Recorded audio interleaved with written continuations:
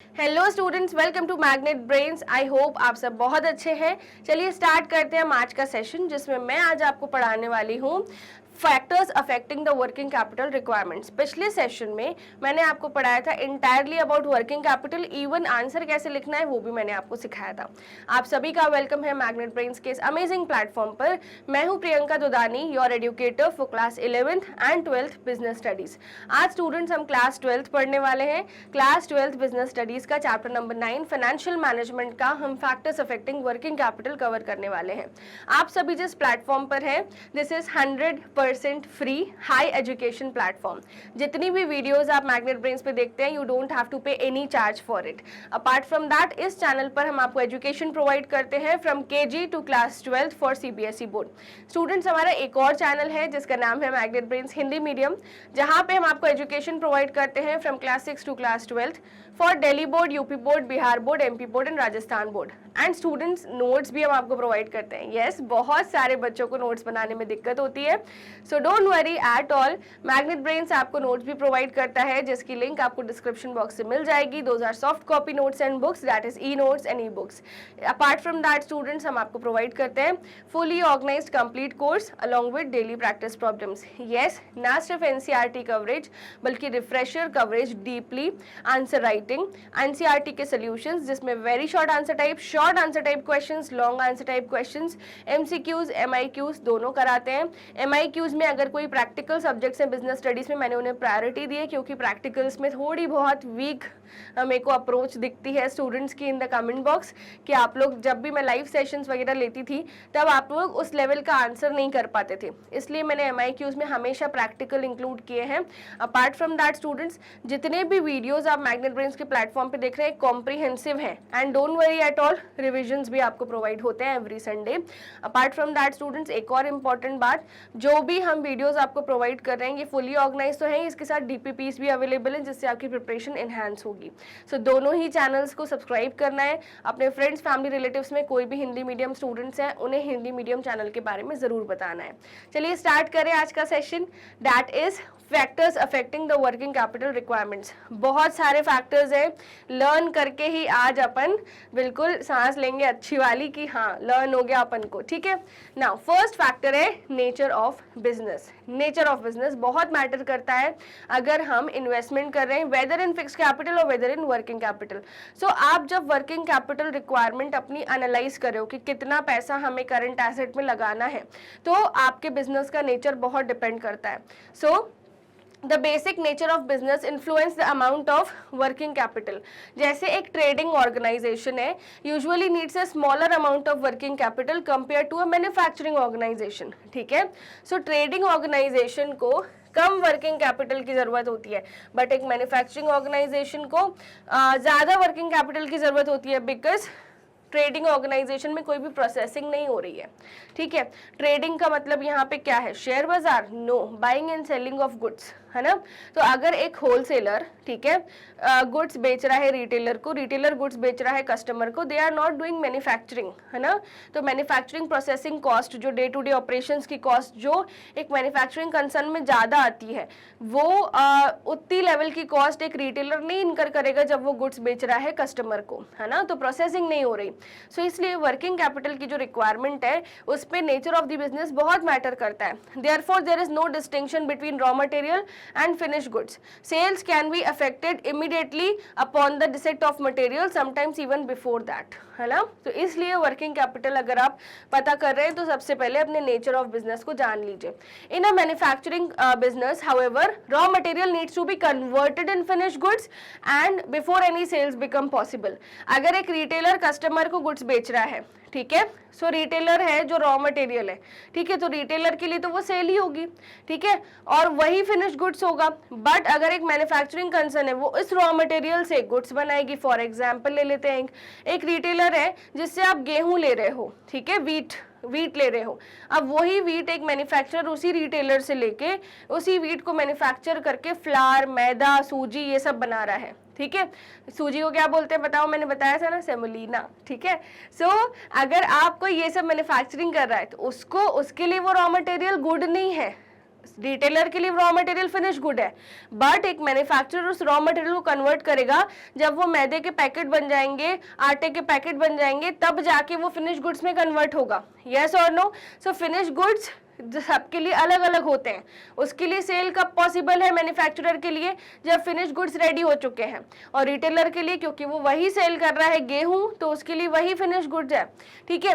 Other factor remaining the same, a trading business require less working capital.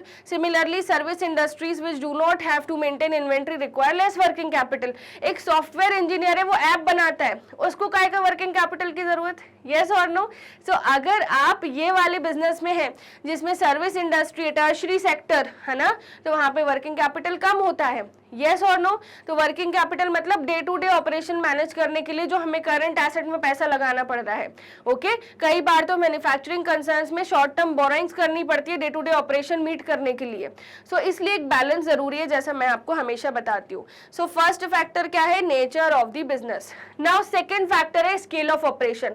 अगर scale of operation large है तो ज्यादा working capital लगेगा, scale of operation कम है तो कम वर्किंग कैपिटल लगेगा। इकोनॉमीज ऑफ स्केल मैंने पढ़ाया था ना आपको स्टूडेंट्स। सो फटाफट से वीडियो को लाइक कर दीजिए अगर आपको ये बात याद है तो। सो for organization which operate on a higher scale of operation, the quantum of inventory and debtors required is generally high, and such organization therefore requires large amount of working capital as compared to which operate on a lower scale. So organization जो large है इनको ज्यादा working capital लगेगा, and organisation जो small scale है इनको कम working capital लगेगा। अब आप बोलोगे मैम कैसे पता करेंगे लार्ज है स्मॉल है? Micro small and medium enterprise development act ने स्मॉल इंडस्ट्रीज की डेफिनेशन में बताई थी ना लिमिट, याद है या नहीं?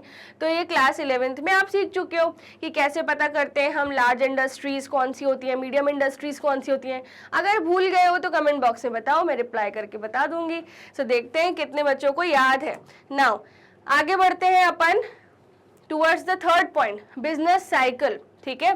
सो आप बोलोगे मैम बिजनेस साइकिल मतलब क्या? इसके ऊपर चल के हम साइकिल चलाएंगे? नो, ये बिजनेस साइकिल डिफरेंट है। बिजनेस साइकिल मतलब रॉ मटेरियल प्रोक्योरमेंट से लेके फिनिश गुड्स के कन्वर्जन तक पूरी जो साइकिल होती है, ठीक है, उसको बिजनेस साइकिल बोलते हैं, ऑपरेटिंग साइकिल बोलते हैं।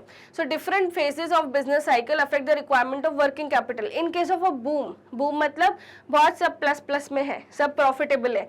सो in case of a boom the sales as well as the production is likely to be larger, therefore larger amount of working capital will be required, as against the requirement of working capital will be lower during the period of depression. So depression के period में कम working capital लगेगा, and boom में ज्यादा production करना पड़ेगा क्योंकि demand meet करनी है। सो इसलिए ज्यादा वर्किंग कैपिटल लगेगा। सो हमने क्या क्रक्स निकाला इस पर्टिकुलर टॉपिक का कि इन case of boom and in case of depression, Hindi भाषा में बोले तो मंदी, मंदी को क्या बोलते हैं? डिप्रेशन, और बूम को क्या बोलते हैं? वाहवाही, है ना, कि वाओ अब तो बिजनेस बिल्कुल दिन बोलते हैं ना, एक कहावत है, दिन दुगनी रात चौगनी वाला सवाल है। ठीक है। सो बूम मतलब क्या? यहाँ पे हमें ज्यादा वर्किंग कैपिटल लगेगा क्योंकि हमें अपने ऑपरेशंस को और आगे बढ़ाना है ताकि हम डिमांड मीट कर सकें। और डिप्रेशन में कम वर्किंग कैपिटल क्योंकि सब ठप्प पड़ा हुआ है। ठीक है, अभी टाइम लगेगा इसको रिवाइव होने में, अभी सिक हो चुका है। ठीक है। सो ऐसे टाइम पीरियड आते हैं जब ऑर्गेनाइजेशन डिप्रेशन में हो। ठीक है। सो business cycle also matters while choosing the working capital. अभी तक हमने 3 पॉइंट्स पढ़े हैं स्टूडेंट्स, अभी बहुत सारे पॉइंट्स और पढ़ने हैं, बट पहले 3 पॉइंट्स को अच्छे से पक्का वाला लर्न कर लेते हैं। ठीक है। सो मैंने आपको फर्स्ट पॉइंट कौन सा पढ़ाया था याद हो तो? Nature of business. ठीक है। सो हम फर्स्ट पॉइंट लिखेंगे,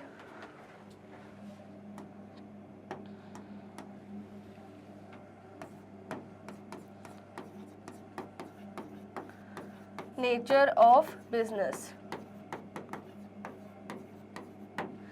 ठीक है स्टूडेंट्स, तो नेचर ऑफ बिजनेस में मैंने आपको क्या सिखाया बताओ?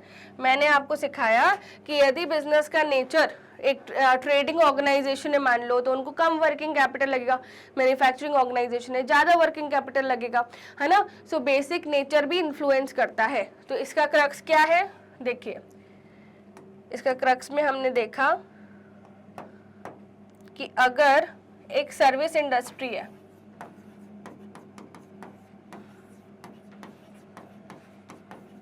तो कम वर्किंग कैपिटल लगेगा, है ना। जैसे ट्रेडिंग ऑर्गेनाइजेशन है, कम वर्किंग कैपिटल लगेगा, पर एक मैन्युफैक्चरिंग ऑर्गेनाइजेशन है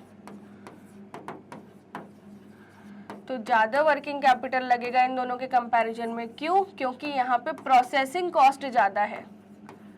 लिख लिया क्रक्स। बड़े बड़े पैराग्राफ को मैं आपको छोटे छोटे पॉइंट्स में पढ़ा रही हूँ, एंड आप भी ये छोटे से की नोट्स बना लीजिए, क्योंकि एग्जाम जब नजदीक आता है तो आप पूरे पूरे पन्ने नहीं पलटा सकते किताबों के। So what matters are these notes, these small crux notes, okay. So इसलिए इसको बनाना बहुत जरूरी है।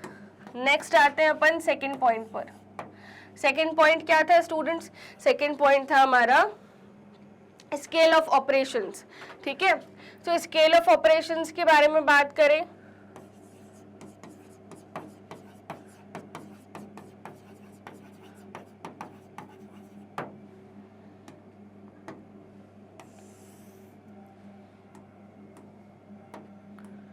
अगर स्मॉल स्केल ऑपरेशंस है तो कम वर्किंग कैपिटल लगेगा। लार्ज स्केल ऑपरेशन है, लार्ज स्केल या फिर हम बोल सकते हैं इकोनॉमीज ऑफ स्केल है, बहुत ज्यादा डिमांड है मार्केट में, तो ज्यादा वर्किंग कैपिटल लगेगा, ठीक है। थर्ड मैंने आपको क्या सिखाया स्टूडेंट्स? थर्ड मैंने आपको सिखाया है यहाँ पे बिजनेस साइकिल, ठीक है। सो अगर यहाँ पे बिजनेस साइकिल की बात हो रही है तो डिफरेंट फेजेस होते हैं, ठीक है। एक है डिप्रेशन फेज और एक है बूम फेज, ठीक है। सो business cycle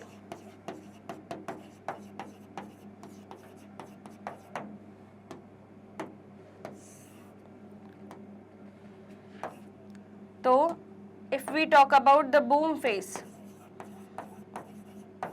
working capital will be high, and if we talk about the depression phase,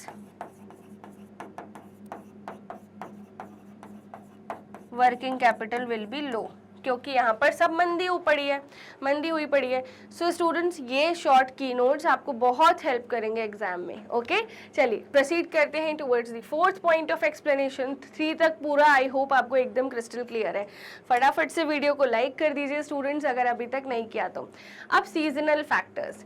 so most business have some seasonality in their business operations in the peak season because of higher level of activity, larger amount of working capital is required. As against this, the level of activity as well as requirement for working capital will be lower in during the lean season. अब क्या होता है peak season, क्या होता है lean season, वो समझते हैं। जैसे for example एक क्रैकर्स की शॉप है, क्रैकर्स मैन्युफैक्चरिंग की फैक्ट्री है, शॉप नहीं मैन्युफैक्चरिंग की फैक्ट्री है। सो इनके लिए पीक सीजन कब होगा? इनको मैन्युफैक्चरिंग कंप्लीट करनी है 2 months बिफोर दिवाली, है ना, तब तो वो सेल्स वगैरह कर पाएंगे। सो पीक सीजन होगा अराउंड दिवाली।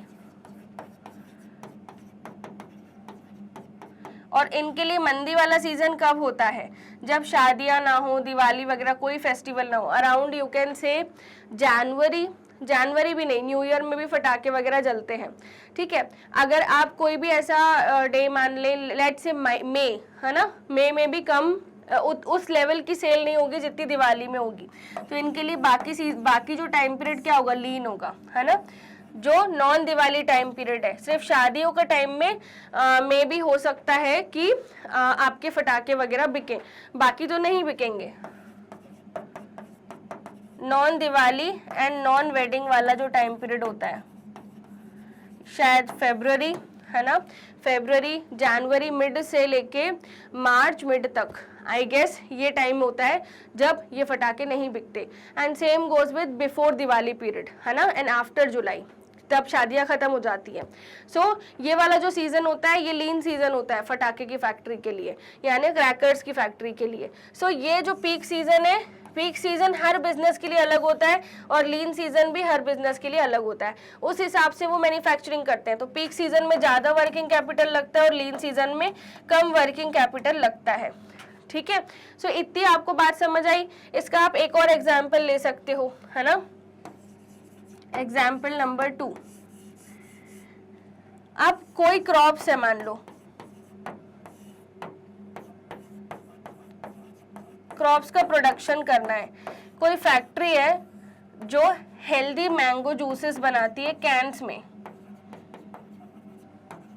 तो इनके लिए पीक सीजन कब होगा? इनको मैन्युफैक्चरिंग कंप्लीट करनी होगी जब आम का सीजन होता है, समर, तो समर इनके लिए पीक सीजन होगा, तो इनका वर्किंग कैपिटल यहाँ पे ज्यादा लगेगा, बाकी सीजन में कम लगेगा इनका वर्किंग कैपिटल, क्योंकि इनको सिर्फ day to day operation manage करने हैं, मैन्युफैक्चरिंग ये कुछ ही time period of the year में चलाएंगे।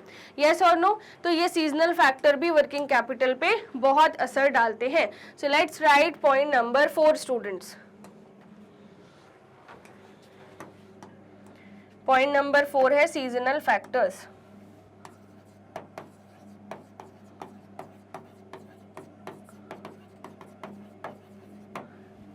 सीजनल फैक्टर्स में जैसा मैंने आपको बताया 2 सीजन होते हैं, पीक और लीन, है ना, तो वही लिखेंगे अपन, तो peak season and lean season. Peak season मतलब यहाँ पे बूम होगा तो ज्यादा वर्किंग कैपिटल, लीन सीजन मतलब यहाँ डिप्रेशन होगा, लेस वर्किंग कैपिटल। ठीक है, सो आई होप आपको ये भी क्लियर है point. Now students let's proceed further. Next हम बात करें पॉइंट नंबर 5 की, production cycle. So production cycle is the time span between receipt of raw material and the conversion into finish goods. तो जब आपने वीट का procurement किया, है ना,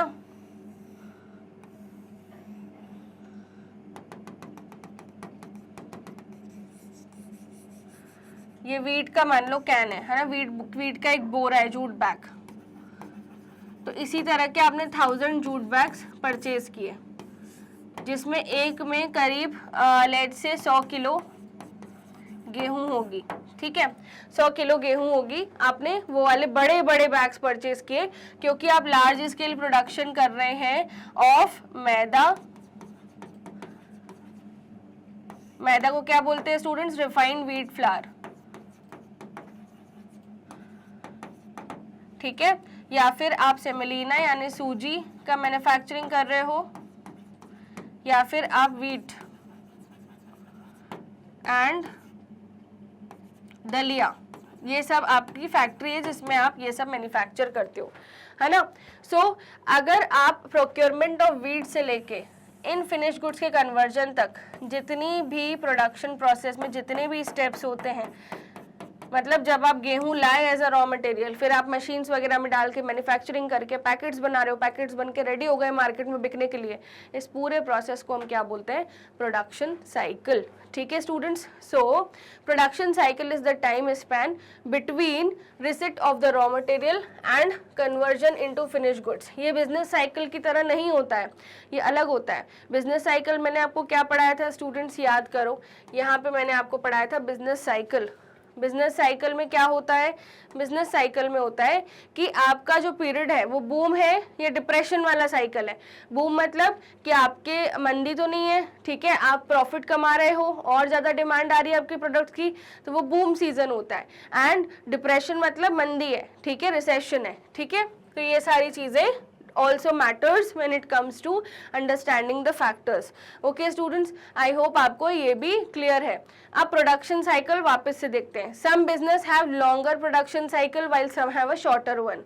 Duration and the length of production cycle affects the amount of funds required for raw material and expenses. Consequently, working capital requirement is higher in firms with long processing cycle and shorter in firms with short processing cycle. जैसे for example, ठीक है, for example अगर आप बात करें sugar manufacturing की, तो sugar manufacturing की लॉन्ग प्रोडक्शन साइकिल होती है।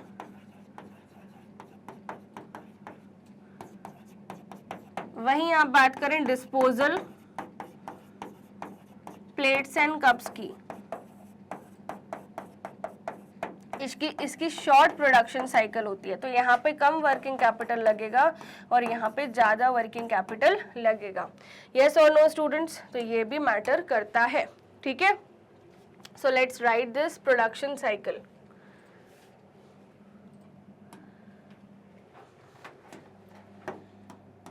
Point number 5th,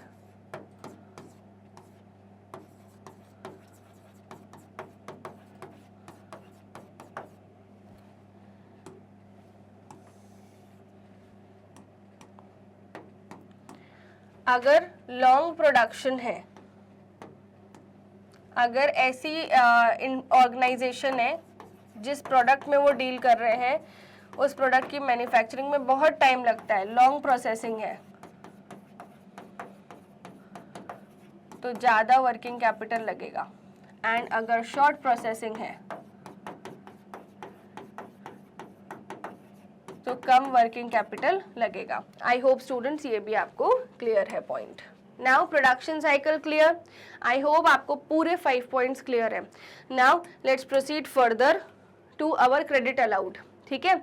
so different firms allowed different credit terms to their customers, these depend upon the level of competition a firm faces as well as the credit worthiness of the client. A liberal credit policy results in a higher amount of debtors, increasing the requirement of working capital, ठीक है। सो अगर आप liberal credit policy रखते हैं, ठीक है, मतलब आप क्रेडिट सेल ज़्यादा करोगे जिससे आपके डेटर्स बढ़ जाएंगे, डेटर्स बढ़ेंगे तो करंट एसेट बढ़ जाएगा, करंट एसेट्स बढ़ जाएंगे तो वर्किंग कैपिटल ऑटोमेटिकली बढ़ जाएगा। सो इसलिए क्रेडिट पॉलिसी भी बहुत मैटर करती है। सो क्रेडिट पॉलिसी अगर लिबरल है तो वर्किंग कैपिटल बढ़ेगा, ठीक है, क्योंकि आप ज़्यादा उधार पे गुड्स बेचोगे। So credit allowed also matters.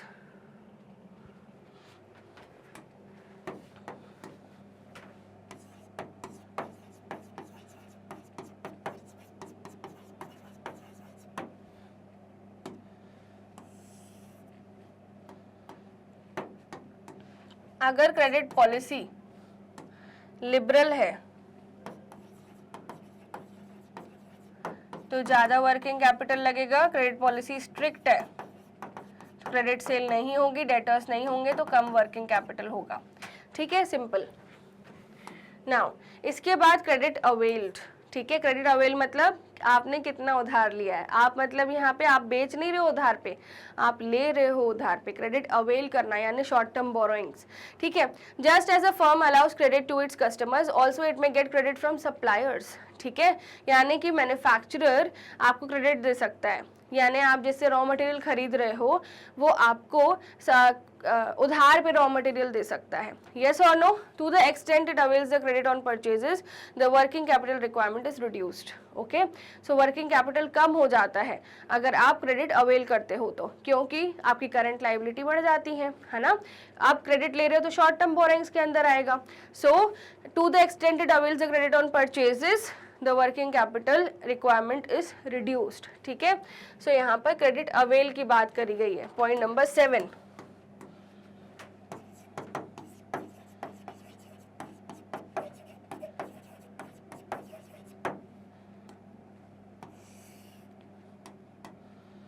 अगर आप क्रेडिट अवेल करोगे, उधार पे सामान लोगे, रॉ मटेरियल वगैरह, तो वर्किंग कैपिटल कम हो जाएगा, ओके। नाउ नेक्स्ट हम बात करते हैं further operating efficiency. So firms manage their operation with varied degrees of efficiency, okay. For example, a firm managing its raw material efficiently may be able to manage with a smaller balance. This is reflected in a higher inventory turnover ratio. अब आप बोलोगे ma'am ये क्या होता है inventory turnover ratio. So students, जब आप ratio analysis पढ़ोगे अंबिका मैम के साथ तब आप ये कैलकुलेशन सीखोगे इन्वेंट्री टर्नओवर रेशियो का। ये अकाउंट्स का फुल फ्लेज प्रैक्टिकल टॉपिक है ना। सो आपका मैम सून इसको कवर करवाने वाली है, तो डेफिनेटली पढ़ना। ऑपरेटिंग एफिशिएंसी क्या होता है? Firms manage their operations with varied degrees of efficiency. जैसे फॉर एग्जांपल, अगर आपके घर में आपने देखा होगा कि पापा मम्मा को अगर पैसे देते हैं या मम्मा खुद भी वर्किंग है, तो आपने देखा होगा वो बहुत ही सोच समझ के पैसे खर्च करती हैं। I am talking about middle class families. बहुत सोच समझ के पैसे खर्च करते हैं, अंधाधुंध पैसे नहीं खर्च करते। तो जिसमें ये समझ होती है कि हम कम में भी काम चला सकते हैं, वो भी बहुत अच्छे से, तो उनकी एफिशिएंसी ज़्यादा होती है। अगर एफिशिएंसी ज़्यादा है तो वर्किंग कैपिटल की रिक्वायरमेंट हमेशा मीडियम ही होगी। है ना। बट अगर आप ऐसे हो जिसको समझ ही नहीं आ रहा कितना खर्चा हो रहा है, ट्रैक नहीं रख पा रहे, एफिशिएंसी कम है, तो वहाँ वर्किंग कैपिटल की रिक्वायरमेंट ज़्यादा होगी, ठीक है। So firms manage their operations with varied efficiency. A firm managing its raw material efficiently may be able to manage with a smaller balance. If you are unable to manage if you are managing inefficiently, तो तब तो working capital ज़्यादा लगेगा, yes और no. तो operating efficiency also matters. तो हमारा 8th point क्या आएगा, ऑपरेटिंग एफिशिएंसी।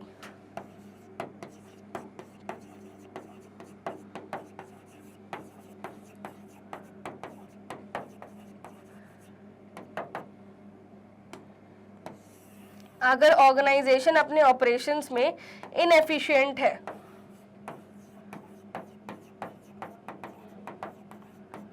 अगर ऑर्गेनाइजेशन अपने ऑपरेशंस में इनएफिशिएंट है तो ज़्यादा वर्किंग कैपिटल लगेगा, अगर एफिशिएंट है तो कम वर्किंग कैपिटल लगेगा, सिंपल। ओके स्टूडेंट्स, तो ये मैंने आपको इसका भी क्रक्स नोट करवा दिया है ना। ये हो गया हमारा point number 8।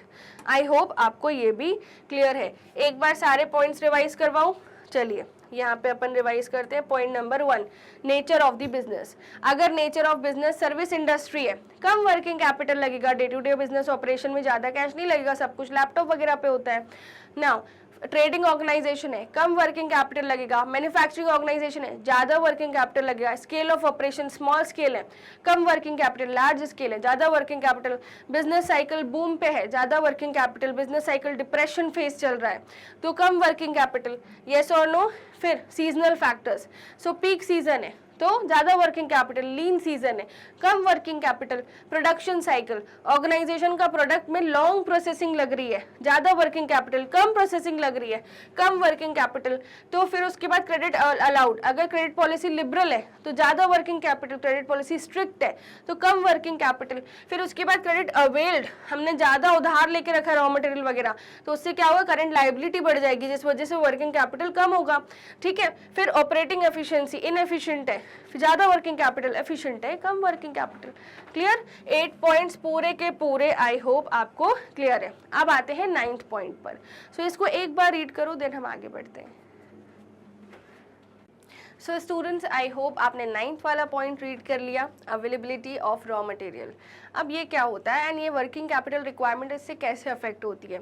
So if the raw material and other required materials are available freely and continuously, lower stock levels में suffice. But however, raw material do not have a record of uninterrupted availability. Higher stock levels may be required. In addition, the time lag between placement of the order and the actual result of the material, also called the lead time, is also relevant. Larger the lead time, larger the quantity of material to be stored. The larger shall be the amount of working capital required. इसको मैं आपको समझाती हूँ एक छोटे से example से।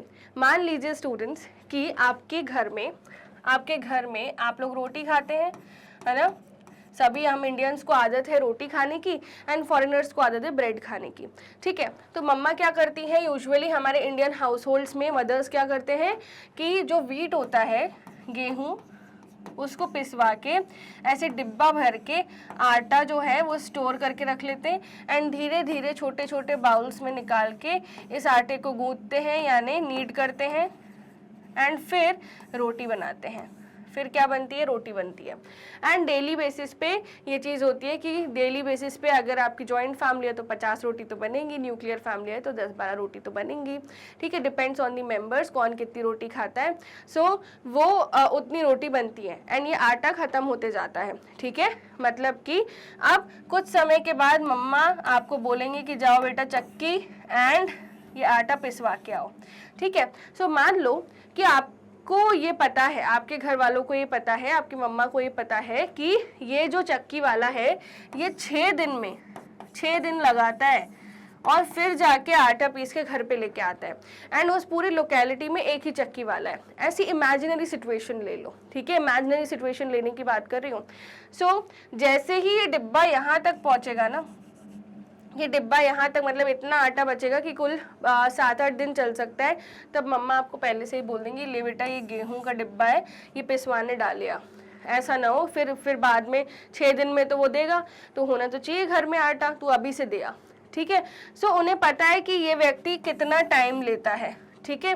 Similarly अब इसी को मैन्युफैक्चरिंग ऑर्गेनाइजेशन से कंपेयर करके देखना, ठीक है। सो स्टूडेंट्स, एक ऑर्गेनाइजेशन है, मान लो एक ऑर्गेनाइजेशन है, मान लो, ठीक है। यहाँ पे प्रोडक्शन ये लोग कर रहे हैं, लेट से किसी भी चीज़ का प्रोडक्शन कर रहे हैं, गुड एक्स का। गुड एक्स के प्रोडक्शन में जो रॉ मटेरियल लगता है, अगर रॉ मटेरियल इजीली अवेलेबल है, जब ऑर्डर प्लेस करो अगले दिन हाजिर, रॉ मटेरियल इजीली अवेलेबल है, तब तो कोई दिक्कत की बात ही नहीं है ना। तब तो कोई दिक्कत की बात नहीं है, आपको ज़्यादा नहीं खरीदना पड़ेगा। आप कम भी खरीदो डेली बेसिस पे या फिर हर 3-4 दिन में तो भी चलेगा, ठीक है। जितनी रिक्वायरमेंट हो उस हिसाब से आप खरीदो, क्योंकि रॉ मटेरियल इजीली अवेलेबल है। बट आपका प्रोडक्शन नहीं रुक रहा है ना। सबसे बड़ी बात क्या है, रॉ मटेरियल इजीली अवेलेबल है तो आपका प्रोडक्शन कंटिन्यू है। मशीन एक बार चालू होती है तो बंद करना फिर वापस चालू करना बहुत हैवी कॉस्ट इनकर करना पड़ता है। मशीन अगर बंद हो गई तो वो भी कॉस्ट जुड़ जाएगा, इसलिए रॉ मटेरियल की अवेलेबिलिटी बहुत ज़रूरी है, वो भी कंटिन्यूस बेसिस पर। तो ईजिली अवेलेबल है तब तो कोई दिक्कत की बात ही नहीं। बट मान लो स्टूडेंट्स, रॉ मटेरियल जो है वो ऐसी चीज़ है, जैसे आपने देखा होगा कि कुछ ऐसे प्रोडक्ट होते हैं जिनके रॉ मटेरियल इंपोर्ट वगैरह करवाना पड़ता है, ठीक है। यूजुअली टेक्नोलॉजिकल प्रोडक्ट्स में ऐसा होता है, रॉ मटेरियल इंपोर्ट कराना पड़ता है। तो रॉ मटेरियल आने में ही 2 महीने लगते हैं। तो आप पहले से क्या करोगे, ज़्यादा स्टॉक करके रखोगे, है ना, ताकि अगर वो खत्म होने वाला हो तो हम उतना लीड टाइम लेके और उस हिसाब से ऑर्डर प्लेस करें, जैसे आटे के लिए किया था, ठीक है। सो यहाँ पे रॉ मटेरियल प्रोक्योरमेंट का टाइम पीरियड बहुत ज़्यादा था, जिस वजह से आपने पहले से स्टॉक करके रखा। अगर रॉ मटेरियल प्रोक्योरमेंट का टाइम बहुत कम है तो आप क्या करोगे, ज़्यादा स्टॉक करके नहीं रखोगे, वहाँ पे कम वर्किंग कैपिटल लगेगा और यहाँ पे ज़्यादा वर्किंग कैपिटल लगेगा। आई होप आपको ये छोटा सा कॉन्सेप्ट समझ में आया। ओके स्टूडेंट्स, अब if the raw material and other required raw materials are available freely and continuously, the lower stock levels may suffice। अगर raw material जो है वो अवेलेबल है ना, वो भी कंटिन्यूसली और फ्रीली, ठीक है, तो आप कम स्टॉक भी करो रॉ मटेरियल का तो भी चल जाएगा, ठीक है। But raw material do not have a record of uninterrupted availability, यानी कि अगर रॉ मटेरियल अवेलेबल नहीं है ना, नहीं है तो हमें ज्यादा स्टॉक करके रखना पड़ेगा, ठीक है, ज्यादा स्टॉक करके रखना पड़ेगा। तो ये जो रॉ मटेरियल प्रोक्योरमेंट का टाइम होता है, अगर ये टाइम ज्यादा है तो हम क्या बोलते हैं, ज्यादा स्टॉक करके रख लो, क्योंकि बहुत टाइम लग जाता है दोबारा रॉ मटेरियल आने में। अगर ये टाइम कम है तो बोलेंगे इजी अवेलेबल है, बाद में ले लेंगे, अभी इतना ही ले लो, ठीक है, जितने पैसे हैं उतना ले लो, ठीक है। So between the placement of order and the actual receipt of the material, इसको हम क्या बोलते हैं, लीड टाइम। रॉ मटेरियल खरीदने के लिए अगर ज्यादा टाइम लग रहा है तो उसको बोलेंगे लार्जर लीड टाइम, कम टाइम लग रहा है उसको बोलेंगे लेस लीड टाइम। सो ये जो रॉ मटेरियल प्रोक्योरमेंट की जो टाइम पीरियड है इसको क्या बोलते हैं, लीड टाइम। लीड टाइम क्या होता है, आपने रॉ मटेरियल का ऑर्डर प्लेस किया और रॉ मटेरियल आपके पास आ गया, इसके बीच के टाइम को हम क्या बोलते हैं, लीड टाइम बोलते हैं, ठीक है। सो अगर आप बात करें रॉ मटेरियल अगर इजी अवेलेबल है, रॉ मटेरियल इजी अवेलेबल है तो लीड टाइम क्या होगा, कम, और वर्किंग कैपिटल क्या लगेगा, कम। अगर रॉ मटेरियल इजी अवेलेबल नहीं है तो लीड टाइम क्या होगा, ज़्यादा, और वर्किंग कैपिटल भी होगा ज़्यादा, क्योंकि हमें स्टॉक करके रखना पड़ेगा और यहाँ पे हमें स्टॉक करके रखना नहीं पड़ेगा। क्लियर हो गई बात आपको, okay. The larger the lead time, the larger the quantity of material to be stored, the larger shall be the amount of working capital required. I hope आपको ये कॉन्सेप्ट क्रिस्टल क्लियर हो चुका है। And growth prospects पढ़ेंगे, but इससे पहले इस वाले के शॉर्ट नोट्स बना लेते हैं। हेडिंग क्या थी, availability of raw material. And ये शॉर्ट नोट्स आपको बहुत हेल्प करने वाले स्टूडेंट्स, मान लेना, बिल्कुल मेरी बात याद रख लो। आप फिर खुद बोलोगे प्रियंका मैम ने शॉर्ट नोट्स बनाए थे, 1 पेजर बन गया पूरे टॉपिक का, बढ़िया मजा ही आ गया, इसलिए बनाओ इसको, है ना। तो 9th, availability of raw material.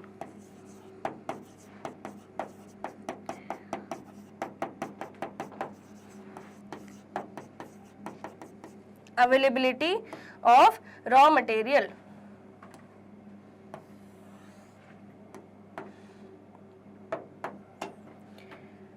So students यहाँ पे आपको लिखना है, अगर रॉ मटेरियल इजीली अवेलेबल है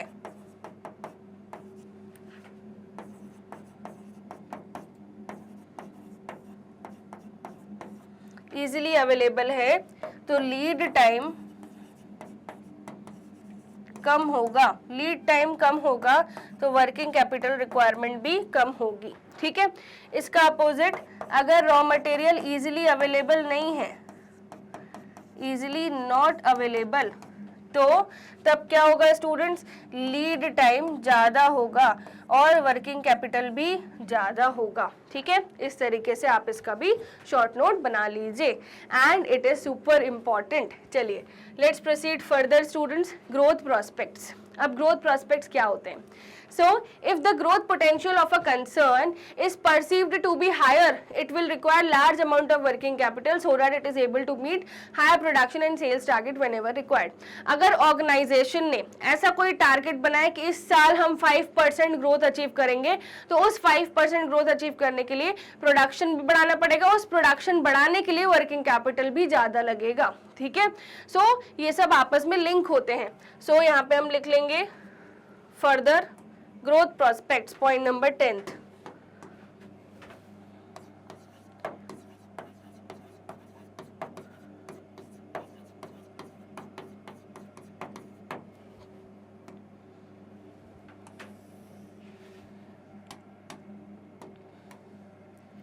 अगर ऑर्गेनाइजेशन ने कोई ग्रोथ या सेल्स टारगेट बढ़ाए हैं, तो इस ग्रोथ या सेल्स टारगेट को बढ़ाने के लिए प्रोडक्शन भी बढ़ाना पड़ेगा, क्योंकि उतने गुड्स भी तो होने चाहिए, और इस प्रोडक्शन को बढ़ाने के लिए वर्किंग कैपिटल भी ज़्यादा लगेगा। ठीक है, सो ये सब आपस में लिंक होते हैं। Now level of competition. So higher level of competitiveness may necessitate larger stocks of finished goods to meet the urgent orders. This increase the working capital. So जितना ज़्यादा competition उतना ज़्यादा हमें working capital लगेगा। Competition may also force the firm to extend liberal credit terms discussed earlier. ठीक है, so level of competition also matters. Point number 11th, level of competition.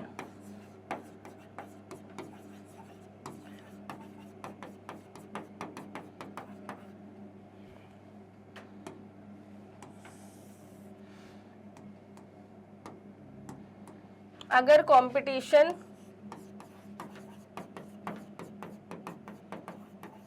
बढ़ा हुआ है तो वर्किंग कैपिटल भी ज़्यादा लगेगा, क्योंकि डिमांड मीट करनी है। क्यों? क्योंकि डिमांड मीट करनी है। ठीक है, तो ये बात आपको ध्यान रखनी है। अब लास्ट पॉइंट आता है, पॉइंट नंबर 12, इन्फ्लेशन। ये सबसे क्रूशियल, सबसे इंपॉर्टेंट पॉइंट है। पता नहीं इसको लास्ट में क्यों रखा है आपकी बुक में। And this has to be on the 4th और the 3rd number, and if it comes in exam please write it on the 4th and the 3rd number. So with the rising prices larger amount are required to maintain the constant volume of production and sales. The working capital requirement of the business thus become higher with the higher rate of inflation.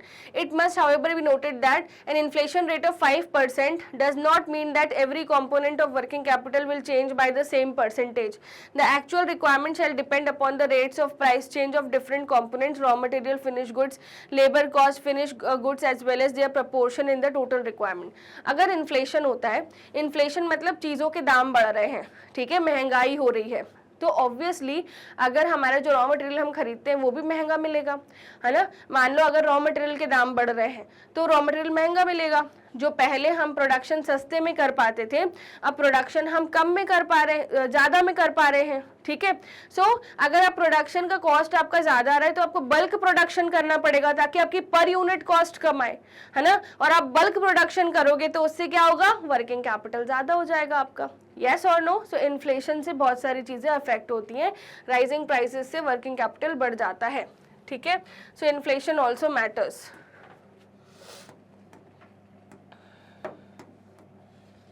Twelfth and the last point, inflation.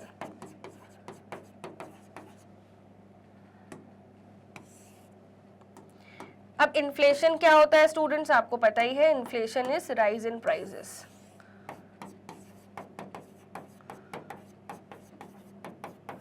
अब जब prices बढ़ते हैं, for example अगर raw material का price बढ़ रहा है, raw material का प्राइस बढ़ रहा है तो क्या होगा, हमारा जो प्रोडक्शन है रॉ मटेरियल उसमें महंगा आएगा तो प्रोडक्शन की जो कॉस्ट है उतने से बढ़ जाएगी।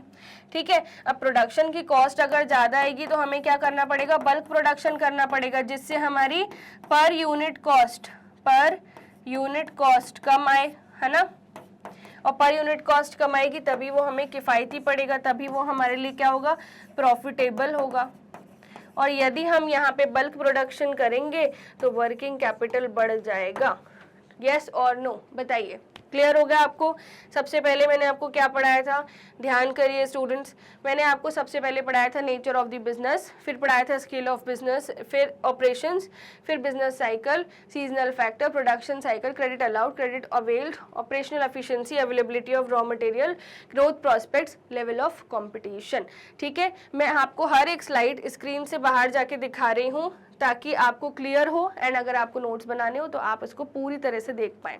ठीक है, ये है हमारी फर्स्ट स्लाइड स्टूडेंट्स, फिर ये है हमारी सेकेंड स्लाइड, एंड ये है हमारी थर्ड स्लाइड जिसके शॉर्ट नोट्स मैंने आपको बनवाए हैं।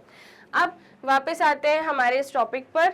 इन्फ्लेशन आपका कंप्लीट हो चुका है एंड ये टोटल हमारे 12 पॉइंट्स हैं। आई होप आपको ये पूरा टॉपिक बहुत अच्छे से समझ आया, and this will cover 6 marks in the exam if it comes. And case study format में आए तो आपको समझना पड़ेगा कि केस क्या पूछा जा रहा है। Okay, and please remember the short terms which I have noted you down, the arrows also. Okay, so that's all for this video. आप सभी है मैग्नेट ब्रेन्स के इस अमेजिंग प्लेटफॉर्म पर, जहाँ पर हम आपको एजुकेशन प्रोवाइड करते हैं for CBSE board English medium from KG to class 12th on this channel. Students, हमारा एक और चैनल है जहां पर हम आपको एजुकेशन प्रोवाइड करते हैं for Delhi board, Bihar board, UP board, MP board and Rajasthan board. वहां पर हम 6 to 12 तक की एजुकेशन प्रोवाइड करते हैं सिर्फ और सिर्फ हिंदी मीडियम के स्टूडेंट्स के लिए। एंड स्टूडेंट्स, वैदिक मैथ्स और स्पोकन इंग्लिश के अमेजिंग कोर्सेज भी हैं।